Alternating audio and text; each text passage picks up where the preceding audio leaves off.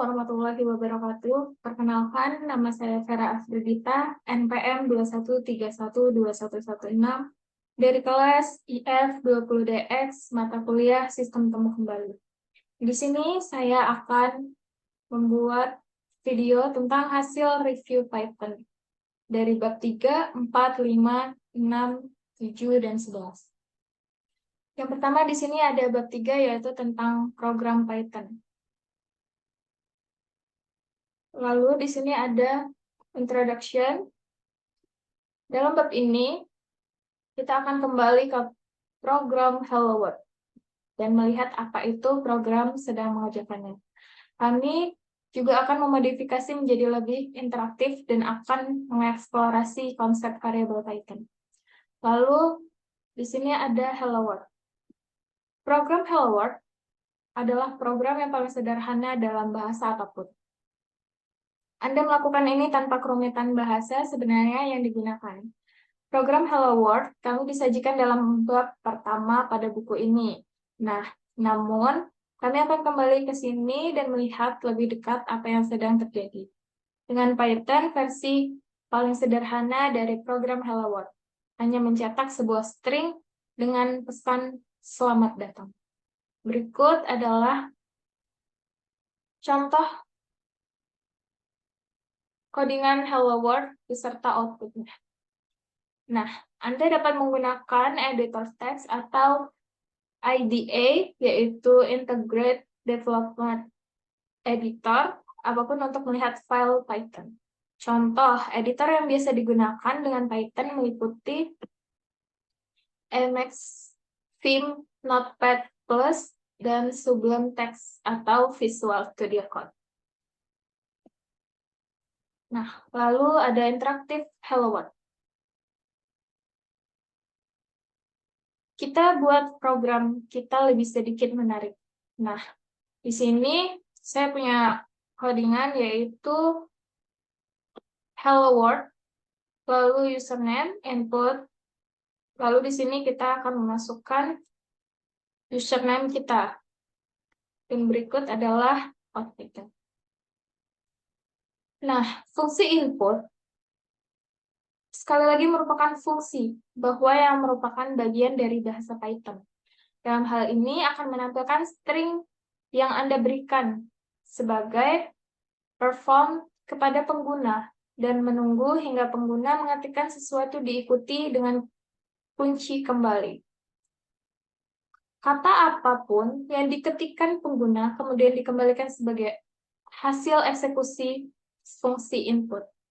Dalam hal ini, hasilnya kemudian disimpan dalam variabel pengguna. Misalnya, kita ingin mengetahui nama yang dimasukkan oleh pengguna dalam pernyataan lain. Kita dapat melakukan hanya dengan merefleksikan variabel nama pengguna. Memang benar, inilah yang kami lakukan pada pernyataan kedua yang kami tambahkan ke program kami. Nah, berikut ini contohnya.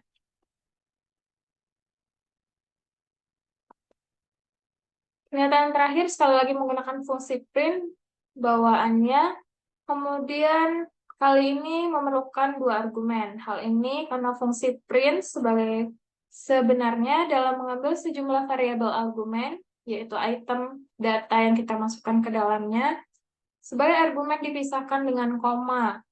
Dalam hal ini telah meneruskan string hello dan nilai apapun direfleksikan oleh dan ada di dalam alamat memori yang ditunjukkan oleh variabel pengguna. Kemudian di sini ada variabel.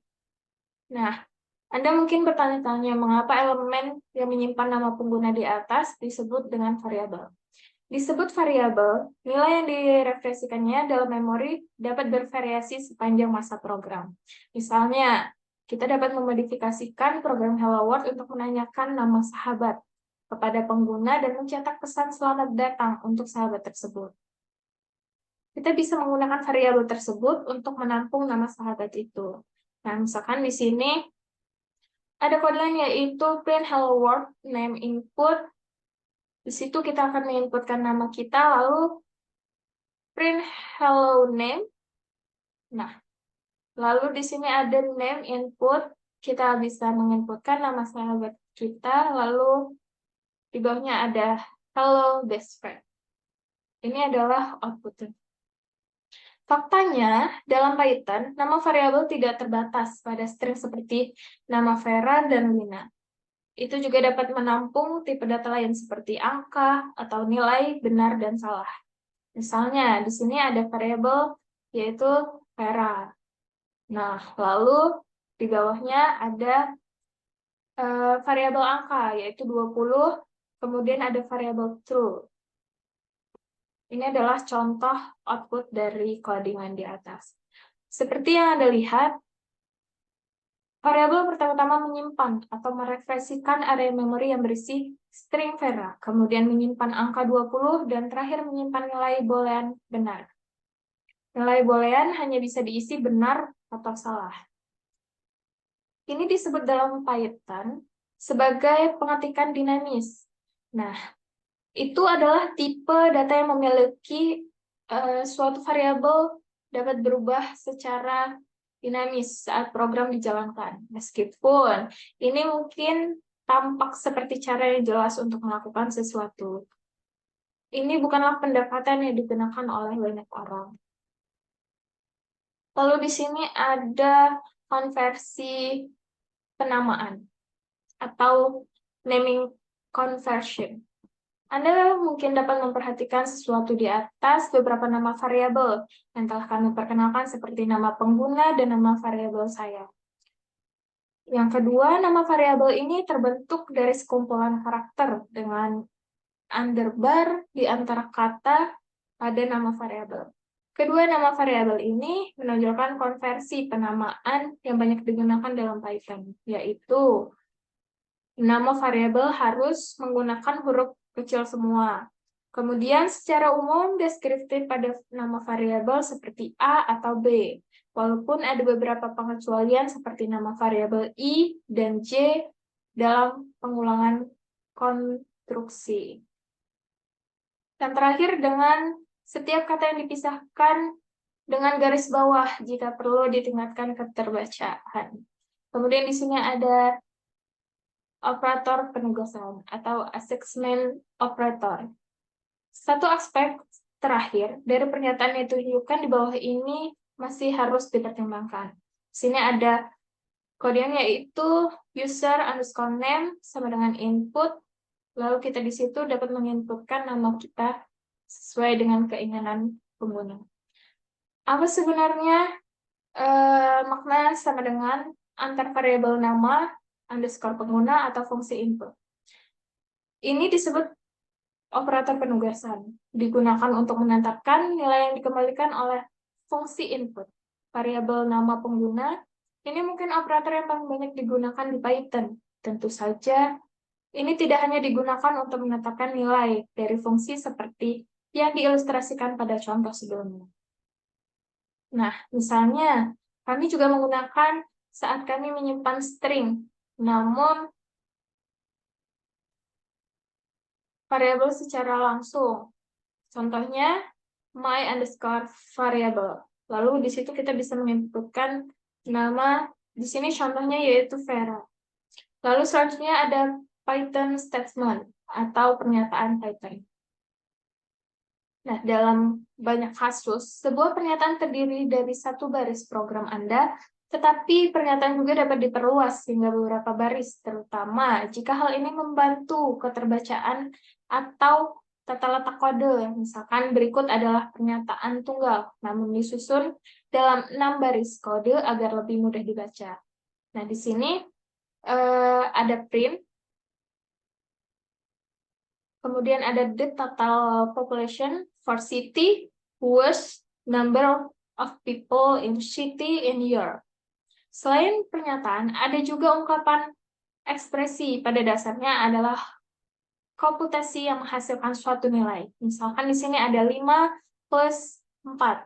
Ini adalah ekspresi yang menambahkan 4 dan 5 bersama-sama dan menghasilkan sebuah nilai yaitu 9. Selanjutnya ada comments in code, yaitu komentar dalam kode. Nah, komentar ini adalah bagian dari program yang diabaikan oleh penerjemah Python. Itu bukan kode yang dapat dieksekusi. Sebuah komentar ditandai dengan karakter pagar di Python. Apapun yang mengikuti karakter tersebut hingga bisa baris akan diabaikan oleh penerjemah karena akan dianggap sebagai komentar. Misalnya, nah, di sini ada tanda pagar, kemudian ada this is a comment.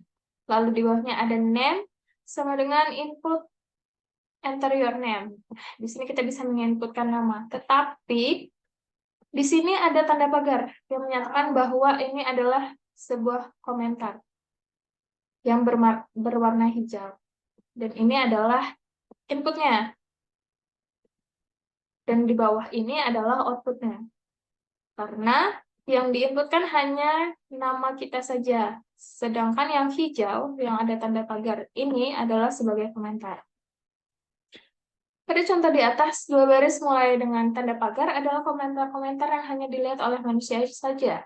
Menariknya, baris yang berisi fungsi print juga memiliki komentar. Tidak apa-apa karena komentar dimulai dengan tanda pagar yang berjalan hingga baris akhir. Apapun sebelum karakter tanda pagar bukan merupakan bagian dari komentar. Selanjutnya yaitu ada script versus program.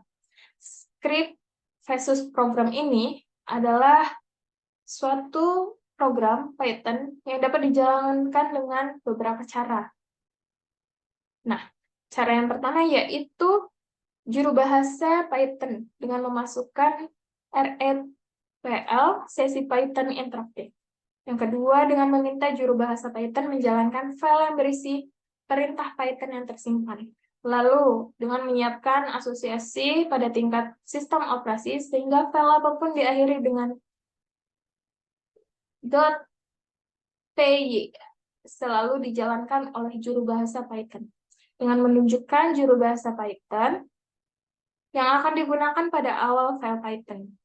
Hal ini dilakukan dengan memasukkan baris pertama dalam file sesuatu yang mirip dengan tanda pagar user bin env Python. Ini menunjukkan bahwa sisa file harus diteruskan ke juru bahasa Python. Nah, selanjutnya di sini ada bab 4, yaitu tentang string Python. Introduction. Pada bab ini, kita menggunakan string beberapa kali, baik secara from kepada pengguna maupun sebagai output dari fungsi print. Meminta pengguna mengetikkan nama dan menyimpan dalam variabel yang dapat digunakan untuk mengakses nama di waktu lain. Nah, dalam bab ini juga kita akan mengeksplorasi apa itu string dan bagaimana Anda dapat menggunakan dan memanipulasikannya. Di sini ada apa itu string. Nah, yang kita ketahui bahwa string adalah rangkaian atau urutan karakter secara berurutan.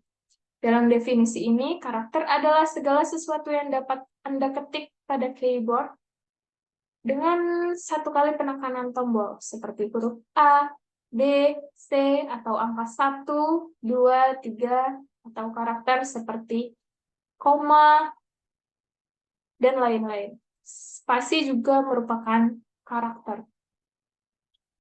Meskipun tidak memiliki presentasi yang terlihat, contohnya yaitu hello. Lalu ada hello world, hello Andre 2000, lalu ada to be or not to be, this is the question. Bisa juga didefinisikan dalam string kosong seperti some underscore string. Lalu ada representing string atau yang mewakili string. Nah, kemampuan untuk menggunakan dan berguna jika string Anda perlu berisi salah satu jenis pembatas string lainnya. Hal ini karena tanda kutip tunggal dapat disisipkan ke dalam string yang didefinisikan menggunakan tanda kutip ganda dan sebaliknya. Sehingga kita dapat menuliskan contoh seperti berikut. Nah, di sini ada, kita inputkan print it is the day, print C said hello to everyone. Dan ini adalah outputnya. Alternatif ketiga yaitu pengguna menggunakan tanda kutip rangkap 3 yang pada awalnya mungkin tampak agak sulit digunakan, namun memungkinkan sebuah string mendukung string multibaris. Misalnya, di sini ada contoh codingannya, yaitu Z sama dengan Vera cantik, lalu di sini ada print outputnya. Lalu yang selanjutnya ada what type is string. Tipe apa itu sebuah string. Nah, string ini dalam data seperti string menentukan tindakan apa yang boleh dilakukan terhadap data tersebut atau dampak dari berbagai tindakan yang akan dilakukan.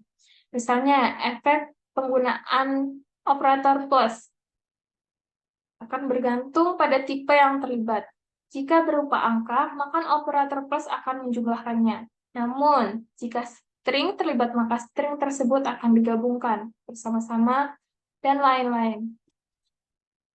Kemungkinan untuk mengetahui tipe apa yang saat ini dimiliki suatu variabel, menggunakan fungsi tipe bawaan, fungsi ini mengambil nama variabel yang akan mengembalikan tipe data yang disimpan oleh variabel tersebut.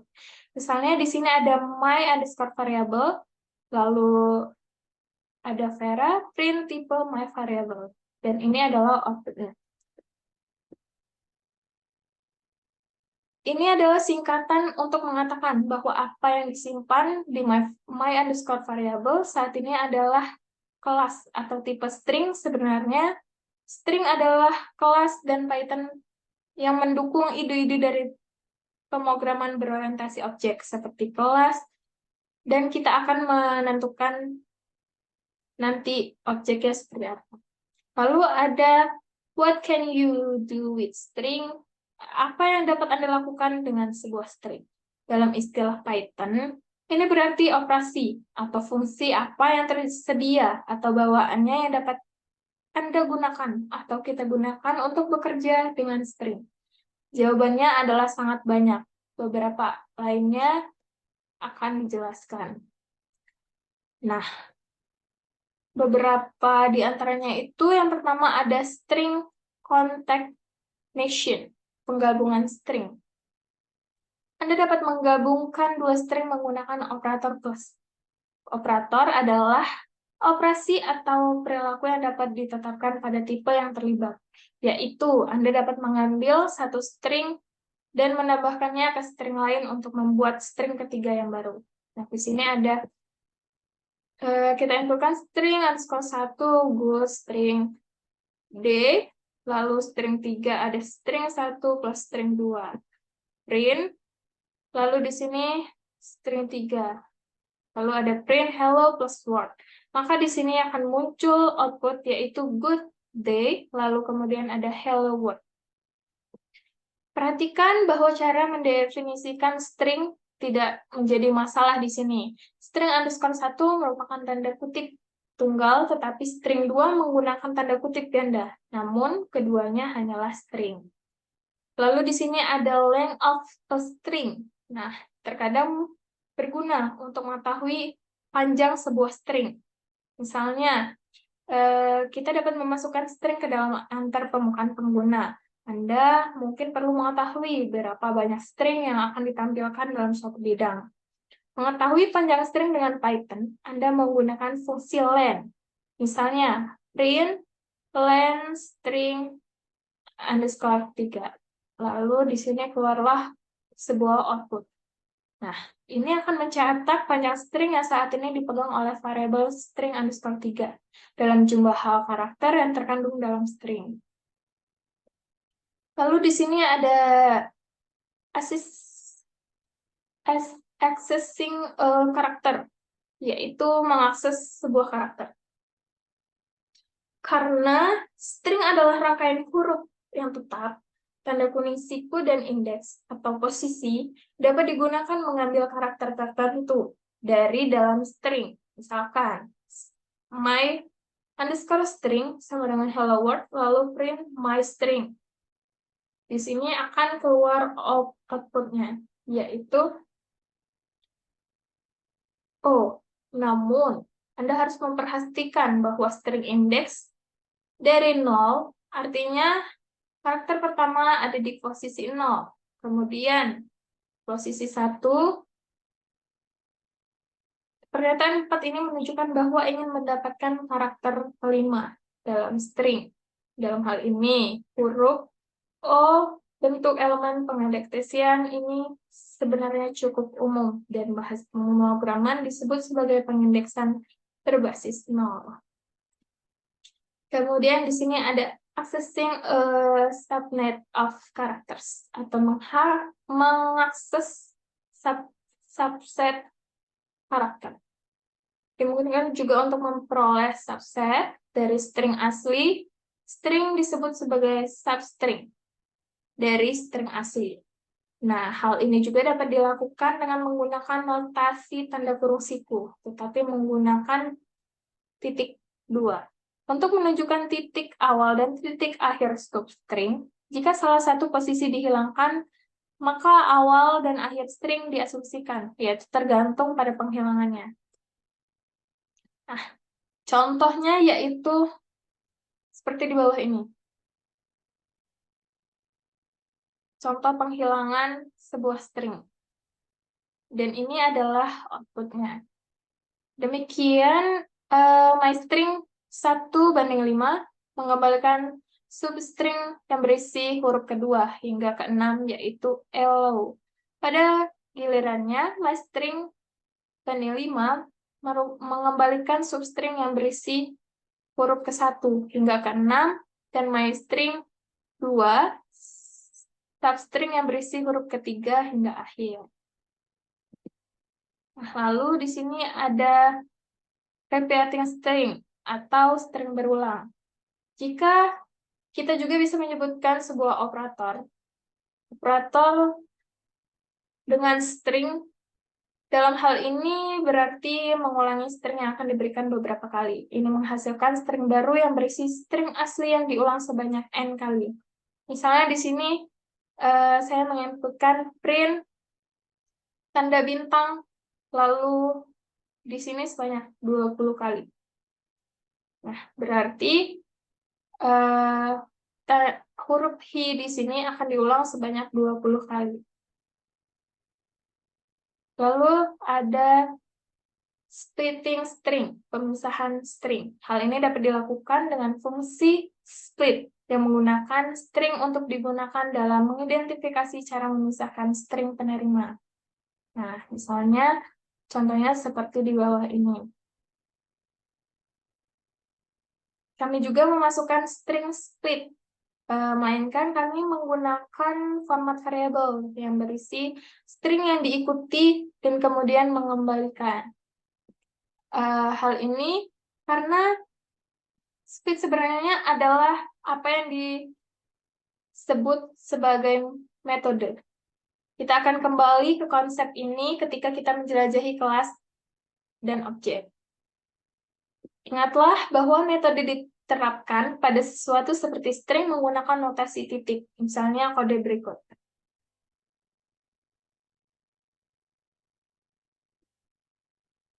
Nah, dari kode ini berarti mengambil string yang dipegang oleh variabel title dan mengembalikannya berdasarkan ruang karakter. Lalu ada counting string atau menghitung string. Dikemungkinkan untuk mengetahui beberapa kali suatu string diulang pada string lain, ini dapat dilakukan menggunakan operasi count.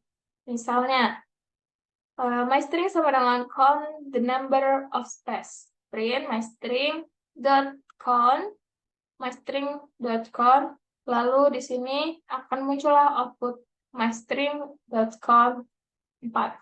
Menunjukkan bahwa ada 4 spasi pada string aslinya. Lalu yaitu ada replacing string, mengganti string. Nah, satu string dapat menggantikan substring di string lain.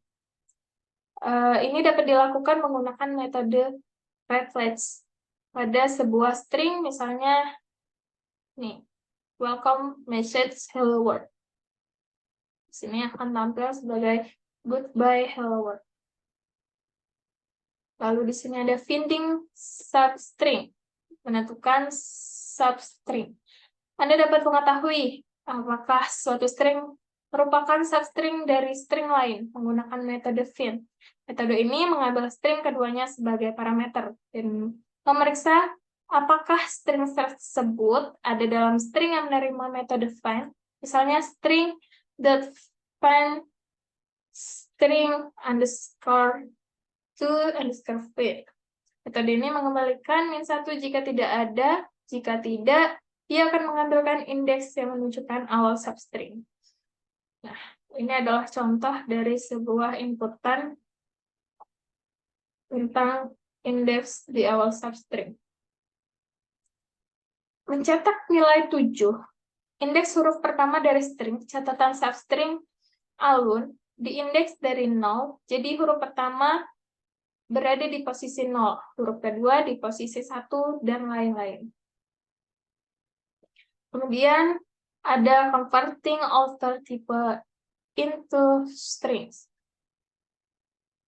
Nah, di sini ketika kita menggunakan operator penggabungan plus dengan string dan beberapa tipe lain seperti angka, maka akan mendapatkan kesalahan. Misalnya, jika Anda mencoba seperti contoh berikut.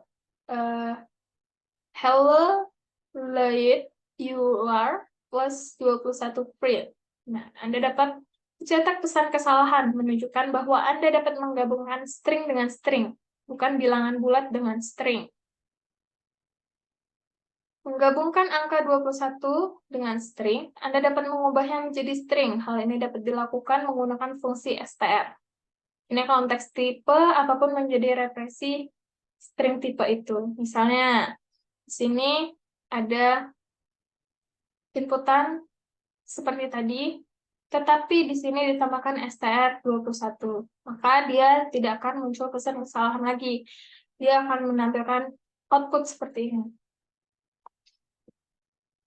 Selanjutnya ada comparing string, membandingkan string. Untuk membandingkan string satu dengan string lainnya, Anda dapat menggunakan operator persamaan sama dengan, dan tanda seru sama dengan. Tidak sama dengan ini akan membandingkan dua string dan mengembalikan true or false untuk menggunakan apakah string tersebut sama atau tidak. Nah, misalnya seperti inputan berikut. Dari inputan berikut kita dapatlah sebuah output, yaitu bahwa string yang pertama atau inputan yang pertama itu true, kedua false, dan ketiga true. Anda dapat mencatat bahwa string dalam Python peka huruf-huruf kecil, sehingga string James tidak sama dengan huruf string James yang huruf J-nya kecil. Dengan demikian, ini adalah contohnya. Maka di sini keluarlah output yaitu false. Kemudian di sini ada alter string operation, operasi string lainnya.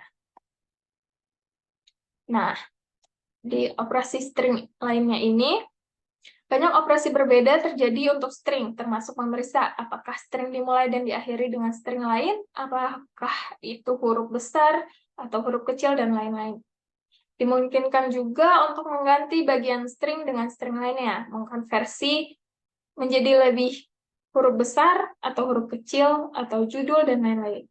Ini adalah contoh dari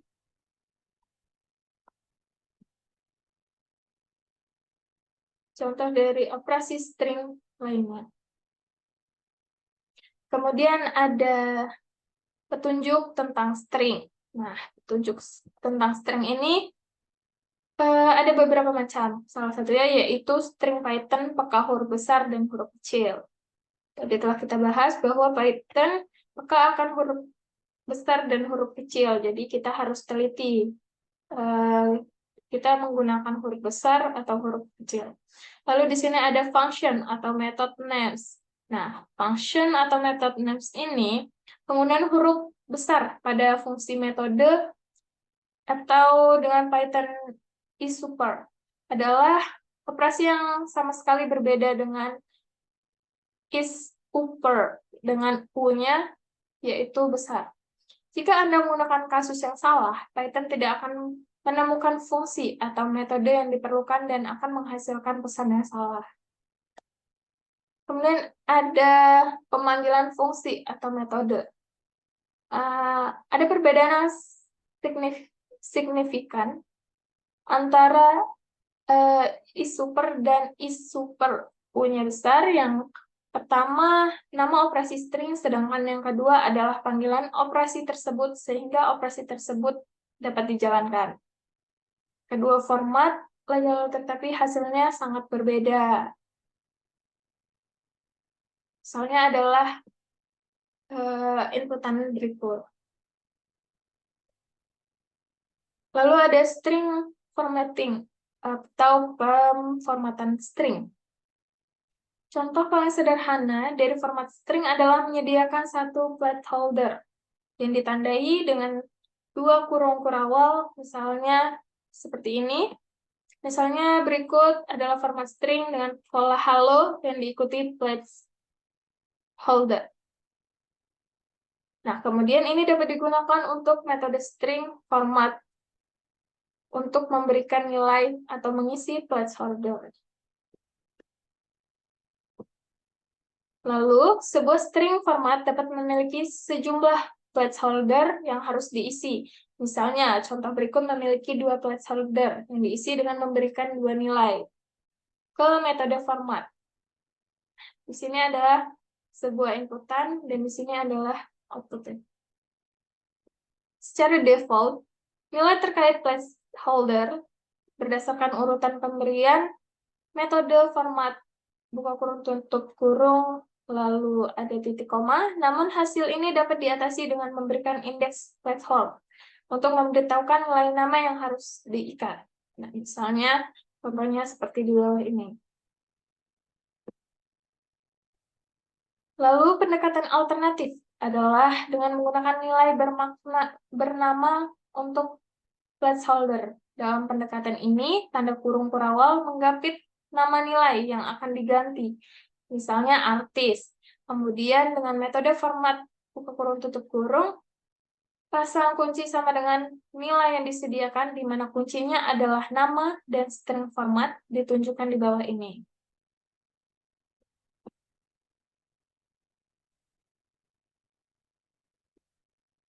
Jika Anda menunjukkan lebar yang tersisa untuk placeholder, berapapun nilai sebenarnya yang diberikan, Anda dapat melakukan menggunakan titik 2. Diikuti dengan lebar yang akan digunakan. Misalnya titik 225, seperti contoh sebuah format karakter di bawah ini. Dalam celah ini, Anda juga dapat menunjukkan sejajar, di mana menunjukkan pernyataan kiri default. Lalu, menunjukkan perataan kanan default. Ini adalah contoh dari perataan kiri dan perataan kanan atau kesejajaran. Opsi performatan lainnya adalah menunjukkan bahwa suatu angka dapat diformat dengan pisah seperti koma untuk menunjukkan ribuan. Nah, ini adalah contoh dari inputan untuk memisahkan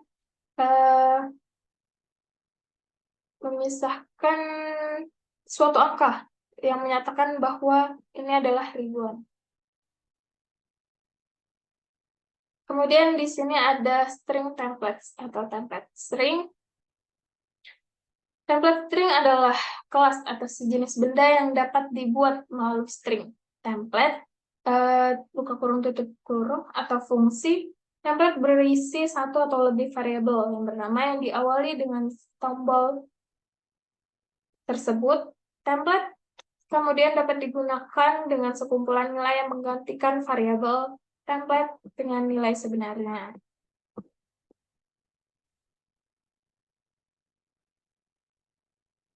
Lalu, nilai sebenarnya dapat diganti ke dalam template menggunakan fungsi pengganti. Fungsi pengganti mengambil sekumpulan pasangan kunci sama dengan nilai, yang mana variabel template dikurangi karakter di depannya, dan nilai adalah nilai yang digunakan. Ini adalah contoh dari template. Nah, hal ini diilustrasikan dalam kode tersebut. Tentu saja dapat menggunakan kembali template tersebut dengan mengganti nilai lain untuk variabel template. Setiap kali kita memanggil metode pengganti, metode ini akan menghasilkan string baru dengan variabel template yang diganti dengan nilai yang sesuai. Contohnya adalah seperti di bawah ini. Kita mengganti tahunnya menjadi 2017 dan 2018. Maka di sini keluarlah sebuah output yaitu dengan tahun yang berbeda. Alternatifnya, Anda dapat membuat apa yang disebut kamus. Kamus adalah struktur yang terdiri dari pasangan kunci sama dengan nilai, yang kuncinya unik. Hal ini memungkinkan struktur data yang dibuat berisi nilai yang digunakan, dan kemudian diterapkan ke fungsi pengganti.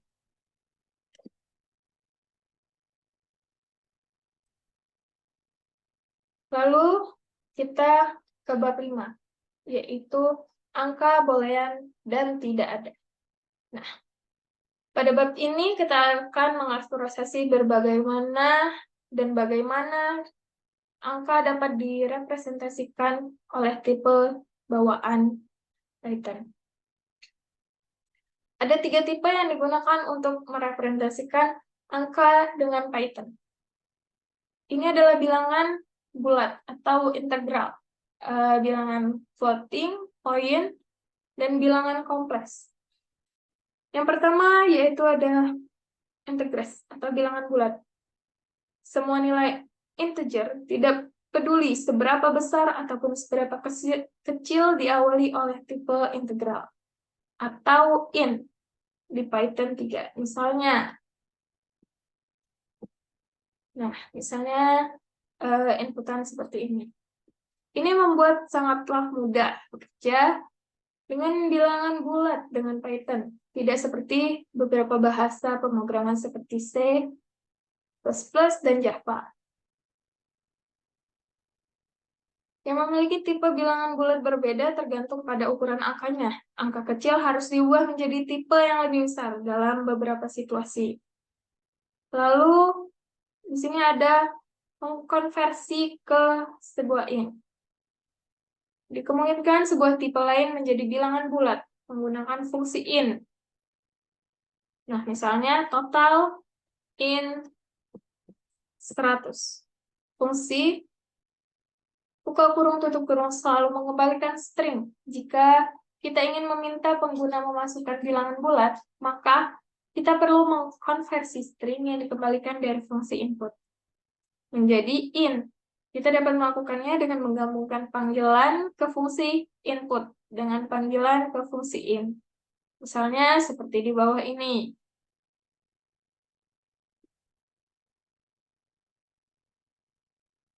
Fungsi ini juga dapat digunakan mengubah bilangan floating point menjadi int. Misalnya, i sama dengan int 1.0. Lalu kita ada floating point number, yaitu angka titik mengambang. Tipe akan digunakan mereferensikan bilangan floating point, disebut float. Nah, Python merepresentasikan bilangan floating point menggunakan titik desimal, memisahkan bagian bilangan bulat dari bagian pecahan bilangan tersebut. Misalnya seperti ini. Dipisahkan dengan menggunakan tanda titik. Kemudian di sini ada converting to floats, mengkonversi suatu float. Nah, seperti halnya bilangan bulat, dimungkinkan untuk mengubah tipe lain seperti int atau string menjadi float. Hal ini menggunakan fungsi float seperti di bawah ini. Lalu ada converting input string into a floating point number. Seperti yang kita lihat, mengembalikan sebuah string apa yang terjadi jika ingin pengguna memasukkan bilangan floating point atau bilangan real. Nah, string dapat diubah menjadi angka floating point menggunakan fungsi float. Oleh karena itu, kita dapat menggunakan pendekatan ini yang mengubah input menjadi float. Berikut adalah contoh dari pengubahan input menjadi float. Lalu di sini ada complex number. Nah, bilangan kompleks adalah tipe ketiga dari tipe number bawaan Python. Di sini ada contoh dari bilangan kompleks. Seperti yang Anda lihat, bilangan adalah kompleks, dan bila bilangan tersebut dicetak secara langsung, hal itu dilakukan dengan mencetak bagian nyata dan bagian imajiner secara bersamaan. Kemudian di sini ada nilai boolean. Nah, tipe boolean hanya dapat berupa salah satu benar atau salah, dan tidak ada yang lain. Nilai-nilai adalah benar dengan huruf besar T dan salah dengan huruf besar F. Benar dan salah dalam Python bukanlah hal yang sama dan tidak memiliki arti tersendiri. Secara dengan kelas in dan float, untuk boolean adalah bool. Contoh berikut mengilustrasikan penyimpanan dua nilai boolean ke dalam variabel all_OK. Di sini ada output yaitu true, false, dan bool. Tipe boolean sebenarnya adalah subtipe integer, tetapi hanya memiliki nilai true dan false, sehingga mudah menerjemahkan keduanya menggunakan fungsi in dan bool. Kemudian berikut adalah mengkonversi dari boolean ke integer atau sebaliknya. Dan keluarlah output seperti berikut. Anda juga dapat mengkonversi string menjadi boolean selama string tersebut berisi benar atau salah, dan tidak ada yang lain. Misalnya seperti status sama dengan bold input OK to process. Nah, di sini akan keluar outputan yaitu true.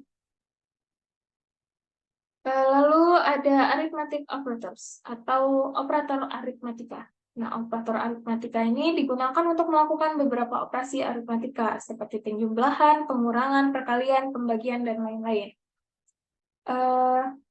Operator aritmatika dibagi menjadi beberapa, yaitu di sini ada integer operation, operasi bilangan bulat. Dua bilangan bulat dapat dijumlahkan menjadi menggunakan plus, misalnya 10 ditambah 5. Dua bilangan bulat dapat dikurangkan, yaitu 10 kurang 5, dan dikalikan 10 kali 4. Contoh operasi seperti tambah, kurang, dan kali. Antara bilangan bulat dapat menghasilkan hasil bilangan bulat. Harus diilustrasikan seperti di bawah ini. Nah, misalnya kita membagi bilangan bulat 100 dengan 20, maka hasil mungkin Anda harapkan ada 5. Tapi sebenarnya bukan ini, sebenarnya yaitu 5.0. Dan seperti yang Anda lihat di sini, tipe hasilnya adalah float, yaitu bilangan floating point. Jadi mengapa hal ini terjadi? Jawabannya adalah pembagian tidak mengetahui apakah dua bilangan bulat yang terlibat saling membagi satu sama lain secara tepat atau tidak, yaitu apakah masih ada sisa. Oleh karena itu, default-nya adalah menghasilkan bilangan floating point atau bilangan real yang dapat memiliki bagian pecahan. Ini diperlukan dalam beberapa situasi, misalnya kita membagi 3 dengan 2. Hasilnya 2 menjadi 3, 1,5 kali dengan tipe hasil float. Jika Anda tertarik pada beberapa kali, 2 menjadi 3 dengan senang hati mengabaikan bagian pecahan. Anda dapat versi alternatif dari operator pembagian. Operator tersebut digunakan operator pembagian bilangan bulat dengan menggunakan tanda slice 2 kali. Namun bagaimana jika Anda hanya tertarik pada bagian sisa suatu pembagian? Operator pembagian bilangan bulat telah kehilangannya. Namun, dalam hal ini Anda dapat menggunakan operasi modulus atau persen. Operator mengembalikan sisa operasi pembagian. Nah, misalnya seperti ini. Di sini ada tanda persen. Dan itu dapat mengembalikan sisa operasi pembagian. Operasi bilangan bulat terakhir yang akan kita lihat adalah operasi pangkat. Nah, dapat digunakan untuk menaikkan bilangan bulat dengan pangkat tertentu, misalnya 5 pangkat 3. Operator pangkatnya adalah bintang. Seperti ini. A sama dengan 5, B sama dengan 3, kemudian print A bintang 5. Maka di sini 5 pangkat 3 adalah 125. Kemudian ada negative number integer division, atau pembagian bilangan bulat negatif. Pentingnya juga untuk mengeksplorasikan apa yang terjadi pada bilangan bulat dan pembagian sebenarnya jika melibatkan bilangan negatif. Contohnya seperti di bawah ini. Di sini melibatkan min 3. Python selalu membulatkan hasil pembagian bilangan bulat menuju minus tak terhingga, yang merupakan bilangan negatif terkecil. Artinya, hasil pembagian bilangan bulat ditarik ke bilangan terkecil, yang mungkin 1 lebih dari 1,5, tetapi min 2 lebih kecil dari min 1,5. Kemudian ada floating point number operators, atau operator angka floating point. Nah, kami juga di sini memiliki operasi kelipatan, pengurangan, penjumlahan, dan pembagian tersedia untuk bilangan floating point. Semua operator menghasilkan angka floating point. Contohnya seperti di bawah ini, ada tambah, kali, kurang, dan bagi. Lalu ada integers dan floating point operators. Operator integers dan floating point. Jika salah satu sisi suatu operasi, seperti penjumlahan, pengurangan, pembagian, atau kelipatan adalah bilangan floating point, maka hasilnya adalah bilangan floating point. Misalnya bilangan bulat 3 dan bilangan floating point 0,1. Jika kita mengalihkannya, maka kita akan memperoleh bilangan point floating. Contohnya seperti di bawah ini. Di sini kita dapat menghasilkan bilangan point floating. Nah, lalu di sini ada complex number operators. Tentu saja bisa menggunakan operator seperti perkalian, penjumlahan, pengurangan, dan pembagian dengan bilangan kompleks. Misalnya, C1 sama dengan 1J, lalu di sini ada C2 sama dengan 2J, lalu ada C3 sama dengan C1 dikali C2. Kemudian menghasilkan print C3.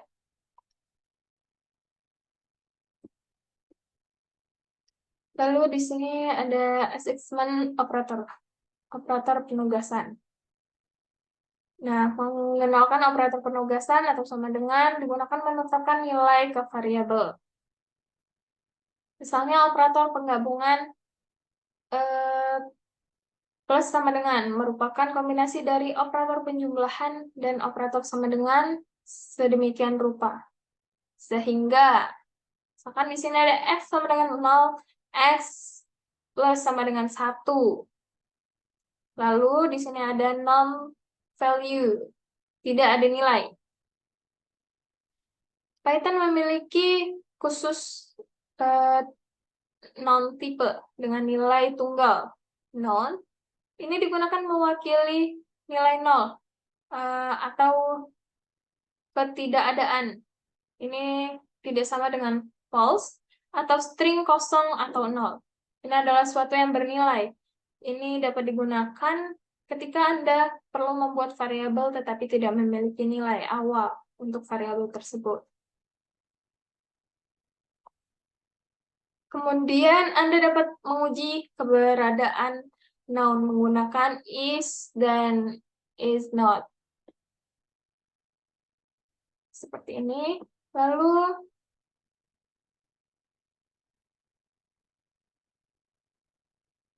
yang akan mencetak true hanyalah nilai. Pemenangnya bukan noun. Beberapa contoh penggunaan nilai tidak ada. Dan operator adalah dan. Bukan. Berikan contoh di bawah ini. Ini adalah contohnya. Lalu di sini kita akan membahas bab 6, yaitu tentang flow of control using is statements. Alur kontrol yang menggunakan pernyataan if.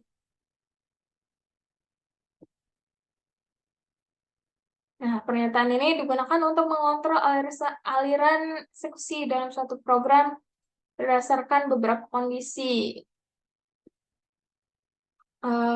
Lalu, di sini ada operator perbandingan. Operator perbandingan adalah operator yang melakukan beberapa bentuk pengujian dan mengembalikan benar atau salahnya. Lalu ada logical operators atau operator logika.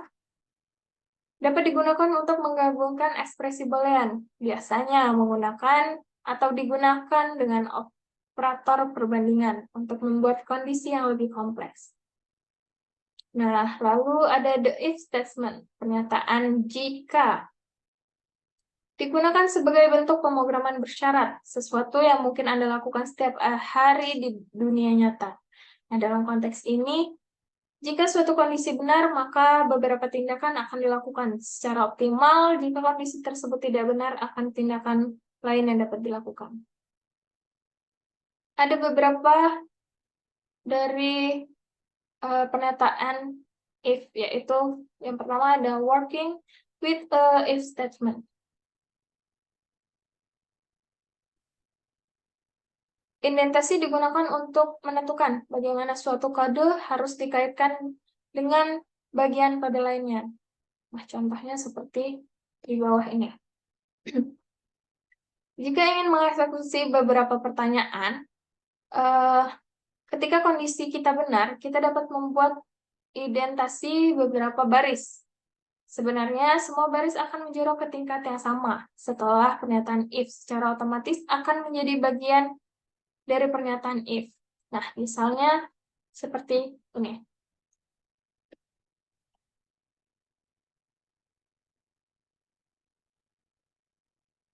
Lalu ada else in a if statement.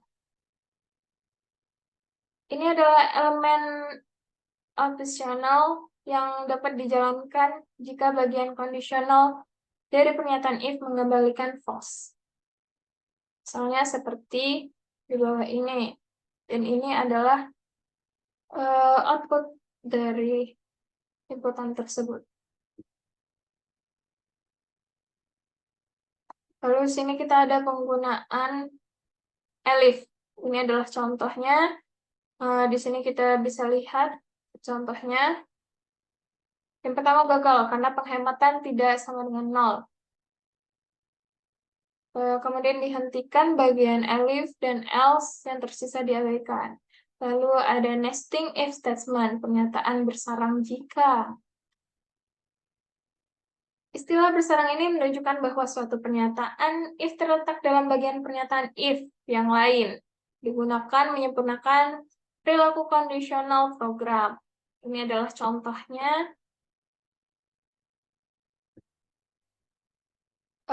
Lalu, dalam contoh ini, jika suhunya kurang dari 0, maka kita akan memasukkan blok kode if. Jika tidak kurang dari 0, kita akan melewatkan seluruh pernyataan if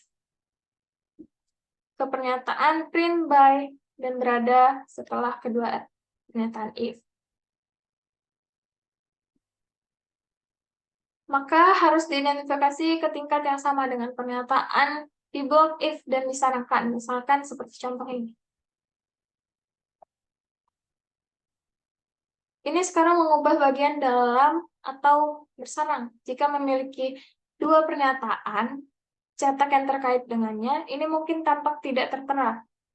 Tetapi ini adalah kunci bagaimana Python menggunakan logout untuk menggabungkan pernyataan individual. Lalu ada if expression. Nah, if ekspresi ini bentuk singkat dari pernyataan if yang mengembalikan nilai. Contohnya seperti di bawah ini. Namun, itu cukup panjang. Mungkin kita tidak jelas bahwa maksudnya sebenarnya dari kode ini memberikan nilai yang sesuai pada status. Nah, di bawah ini ada contoh yang lebih singkat untuk menghasilkan ekspresi if di atas. Kemudian di sini ada mode on true and false. Python sebenarnya cukup fleksibel dalam halnya sebenarnya digunakan untuk mewakili benar dan salah. Sebenarnya aturan berikut berlaku null atau string kosong tidak ada sama dengan false, bukan null, string bukan kosong. Objek apapun disamakan dengan true. Kemudian sini ada petunjuknya dengan tunjuk tata letak. Lalu kita akan lanjut ke bab selanjutnya, yaitu bab 7 tentang iterasi atau pengulangan. Pada bab perulangan ini, kita dapat melihat perulangan while dan perulangan for yang tersedia dengan Python. Di sini kita ada while loop, pengulangan sementara. Ini bahasa yang sering digunakan dan dapat digunakan untuk iteratif atau diulangi satu atau lebih pernyataan kode selama kondisi pengujian atau ekspresi ada benar. Nah, setiap pernyataan yang diidentifikasi ke level yang sama setelah kondisi while merupakan bagian dari perulangan while, namun segera setelah pernyataan tidak lagi mengikuti blok while, lalu itu tidak lagi menjadi bagian dari perulangan while, dan eksekusinya tidak lagi terkendali dari kondisi pengujian. Contohnya seperti ini.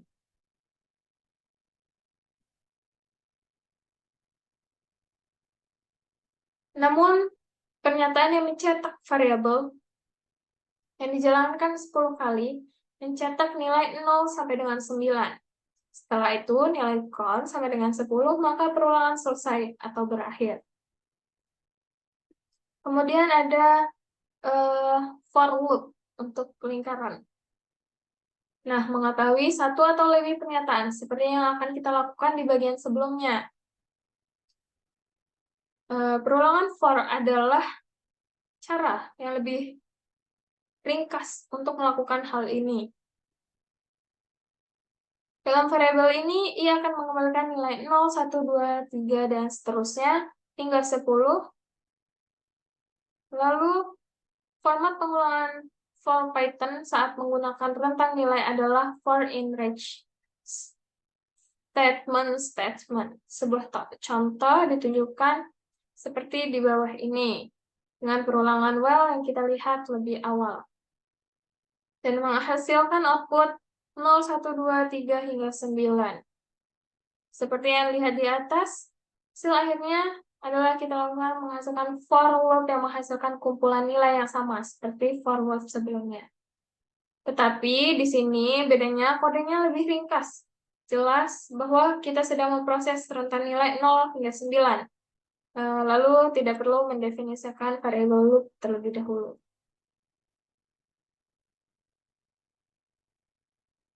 Lalu di sini ada argumen ketiga yang diberikan ke fungsi rentan adalah nilai yang akan bertambah. Variabel perulangan seperti perulangan berikut adalah contohnya. Maka di sini akan keluar output yaitu 0, 2, 4, 6, dan 8.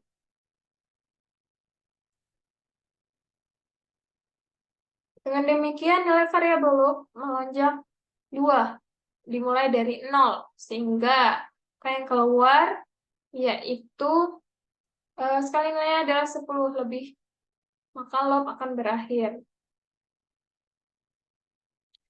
Ini bisa menggunakan jika Anda hanya tertarik untuk mengulang A beberapa kali tertentu dan bukan pada nilai loop counter itu tersendiri.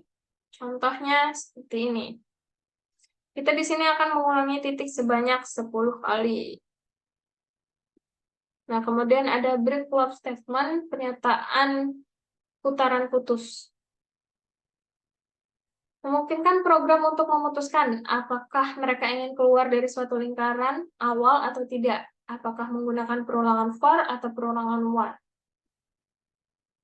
Nah, biasanya pernyataan penjaga atau pernyataan if ditempatkan pada jeda sehingga pernyataan ditaruhkan secara kondisional jika diperlukan. Jika angka berada dalam kisaran tersebut, maka kita akan mengulangi hingga nilai tercapai, kemudian putus loop yang akan dihentikan lebih awal tanpa memproses nilai-nilai yang lainnya. Nah, berikut ini adalah contoh inputnya. Di sini keluarlah output sebagai berikut. Namun jika memasukkan nilai 3, maka akan mencetak hanya nilai 0, 1, dan 2 keluar sebelum loop terputus. Berakhir lebih awal. Seperti ini. Selanjutnya yaitu ada continue loop statement, lanjutan pernyataan loop. Nah, pernyataan continue juga mempengaruhi aliran kontrol dan perulangan konstruksi untuk dan sementara. Namun, ini tidak menghentikan seluruh pelurangan. Lebih tepatnya, hanya mengakhiri iterasi saat ini sekitar loop. Continue dijalankan hanya untuk bilangan ganjil, sehingga kedua pernyataan print hanya dijalankan jika nilai I genap. Nah, seperti ini. Seperti yang kita lihat, hanya mencetak pesan tentang bilangan genap. Nilainya adalah 0, 2, 4, dan 6, serta 8. Lalu di sini ada for loop with else. Perulangan for yang dapat memiliki both else, optional, ini akhir perulangan. Nah, berikut adalah contoh perulangan for dengan bagian else. Namun, jika memasukkan nilai 3 sebagai angka yang akan diperiksa, jika pernyataan akan bernilai true ketika variabel loop I bernilai 3, jadi hanya nilai 0, 1, 2 akan diproses oleh loop. Dalam situasi ini, bagian ini akan melakukan tidak dieksekusi, karena tidak semua nilai akan urutan proses. Berikut adalah contohnya. Lalu di sini ada not on loop variable naming. Nah, sudah menjadi konversi umum bahwa jika suatu variabel disebut I atau J, orang akan mengharapkannya menjadi variabel loop. Dengan demikian, yang pertama, Anda harus mempertimbangkan untuk menggunakan nama variabel ini dalam konstruksi pengulangan. Yang kedua, dan hindari menggunakannya di tempat lain. Kemudian di sini ada this roll game, permainan melempar dadu. Nah, bagian perulangan will dapat digunakan untuk mengontrol eksekusi pada bagian utama kode. Bahwa mereka tidak melempar lagi, kami menggunakan modul acak yang ini bahas pada bab berikut ketika perulangan will akan berakhir. Contohnya seperti di bawah ini. Dan ini adalah hasil dari inputan di atas. Kemudian kita lanjutkan ke bab 11, yaitu fungsi dalam Python. Nah, pada bab ini akan memperkenalkan fungsi-fungsi Python, cara mendefinisikannya, dan cara kerjanya dapat direpresentasikan dan dieksekusi. Yang pertama yaitu what are function? Apa sih fungsinya? Nah, fungsinya adalah sekelompok pernyataan terkait yang dapat dipanggil bersama-sama, biasanya melakukan fungsi tertentu dan mungkin memerlukan serangkaian parameter atau tidak, atau mengembalikan nilai. Nah, fungsi dapat didefinisikan di satu tempat dan dipanggil atau dipanggil di tempat lain. Ini membantu kode lebih modular dan lebih mudah dipahami. Kemudian cara kerja fungsi. Kami telah mengatakan Apa itu sedikit tentang mengapa mereka mungkin bagus tetapi tidak sebenarnya cara kerjanya. Karena suatu fungsi dipanggil aliran kontrol dari mana program melompat di mana fungsi tersebut dipanggil ke titik dan didefinisikan. Setiap kali panggilan tersebut ke function underscore name, aliran program melompat ke sana, isi fungsi dan mengeksekusi pernyataan di sana. Lalu di sini ada jenis fungsi. Fungsi bawaan dan fungsi yang ditentukan pengguna. Fungsi bawaan adalah fungsi yang disediakan oleh bahasa. Dan kita telah melihat beberapa dari ini sudah, misalkan print dan input. Mereka merupakan fungsi dari bawaan Python. Kemudian di sini definition function, mendefinisikan fungsi. Semua fungsi bernama didefinisikan menggunakan kata kunci def. Ini menunjukkan pemulaan dari definisi fungsi. Kata kunci adalah bagian dari sintaks Python, bahasa yang tidak dapat didefinisikan ulang dan bukan merupakan fungsi. Suatu fungsi dapat memiliki nama yang mengidentifikasikan unik. Kamu juga bisa memiliki fungsi antonim, tapi kita akan membiarkannya sampai nanti dijelaskan pada bab berikutnya. Kemudian di sini ada an example function. Contohnya, satu fungsi paling sederhana dapat Anda tulis tidak memerlukan parameter dan hanya memiliki satu pernyataan untuk mencetak hello world. Di sini menggunakan def, lalu print underscore message, lalu print hello world. Nah, fungsi ini kita panggil ketika fungsi tersebut akan menjalankan isi fungsi yang akan mencetak string. Misalkan mencetak string hello world. Nah, lalu di sini ada contoh lain, yaitu kita memanggil fungsi print underscore my underscore message dengan berbagai macam pesan yang berbeda. Di sini ada pesan hello world, good day, hello, dan Vera cantik. Lalu di sini ada returning value from function, yaitu mengembalikan nilai dari fungsi. Fungsi sederhana mewadarkan nilai apapun diteruskan ke sana. Nah, contohnya seperti ini. Saat ini kita memanggil fungsi ini akan mengembalikan apapun yang diberikan oleh dirinya sendiri dan kemudian mengembalikan nilai itu. Nilai dikembalikan kemudian dapat digunakan pada titik di mana fungsinya dipanggil. Contohnya seperti di bawah ini.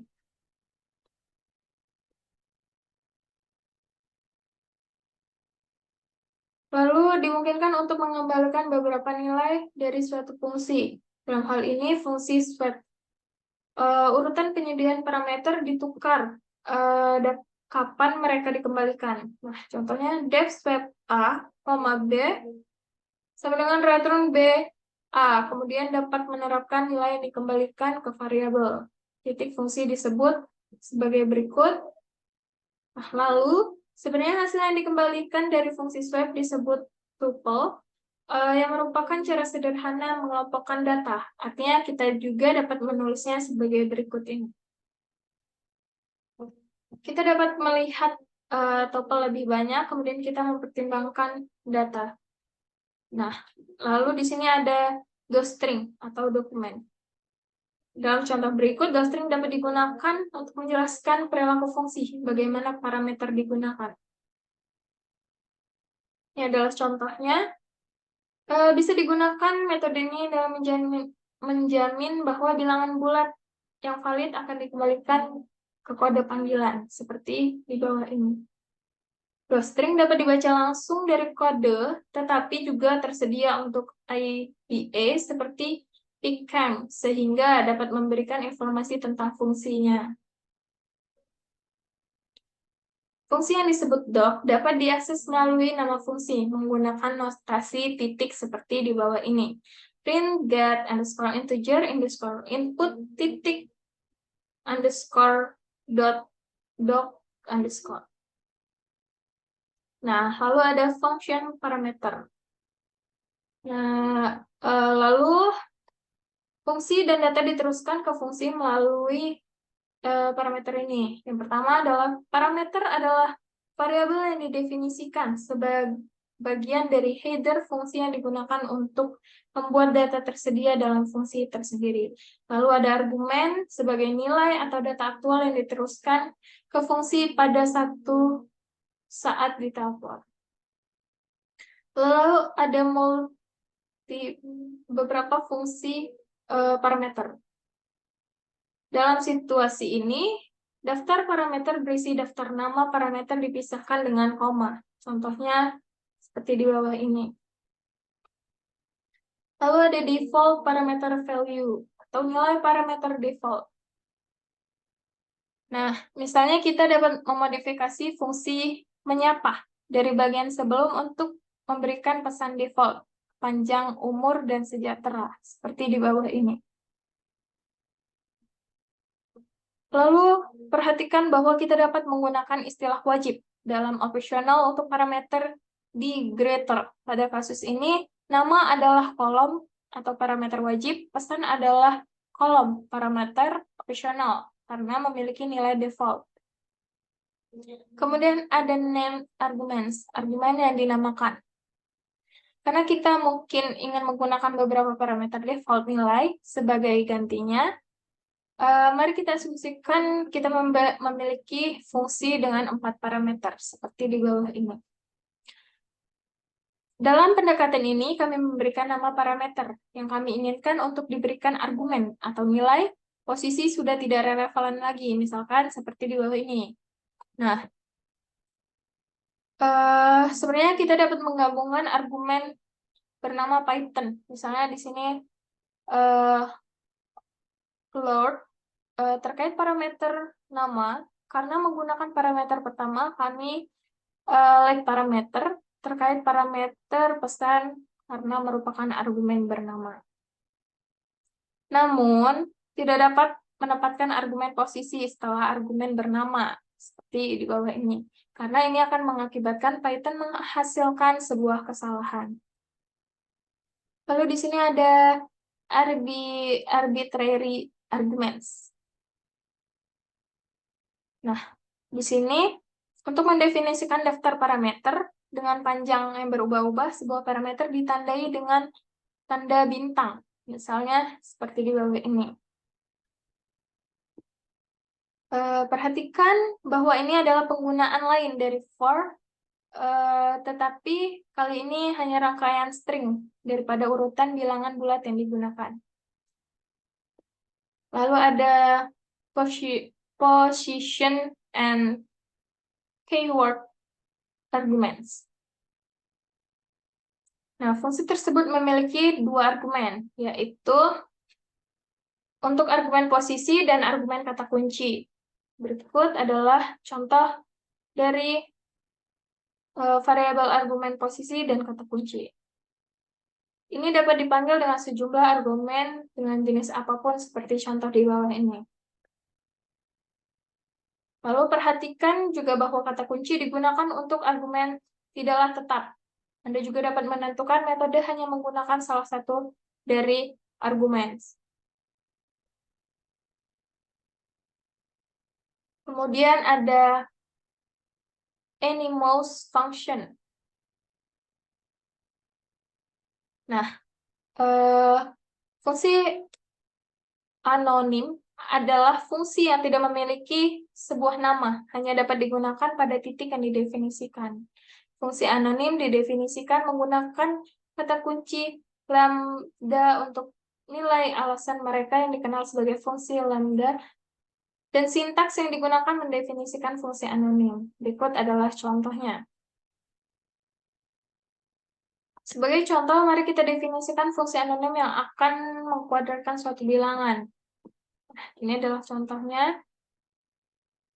Lalu, di sini juga kita, untuk memanggil fungsi tersebut, kita dapat mengakses referensi ke fungsi yang ada di variabel ganda. dan dieksekusi. Berikut adalah contohnya. Ketika dijalankan, nilai dicetak 100. Mengilustrasikan bahwa fungsi anonim sejumlah argumen. Nah, dalam contoh berikut, ini dapat digunakan seperti ditunjukkan di bawah ini. Ini adalah suatu contohnya.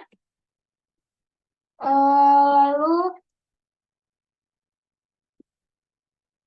dapat digunakan seperti ditunjukkan di bawah ini, dari contoh di atas. Mungkin itu saja yang dapat saya sampaikan. Saya akhiri, wassalamualaikum warahmatullahi wabarakatuh.